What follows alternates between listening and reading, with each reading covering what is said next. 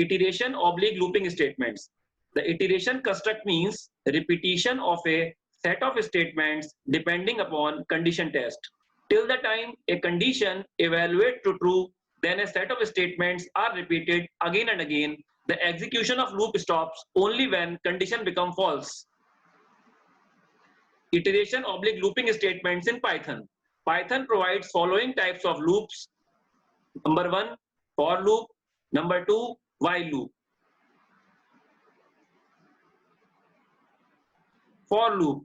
The for loop is used to iterate itself over a range of values or a sequence. In for loop, we know exactly how many times the loop will be executed. What is range function? The range function is a built-in function in Python and is used to create a list containing a sequence of numbers starting with a start and ending with one less than stop. See, this is the syntax of range function. The start and step parameters are optional. By default, the list starts from 0 and in every iteration, it is incremented by 1, but we can specify a different increment value by using the step parameter. This is the example of range function. When we pass value 10 in range function, then output will be 0, 1, 2, 3, 4, 5, 6, 7, 8, 9.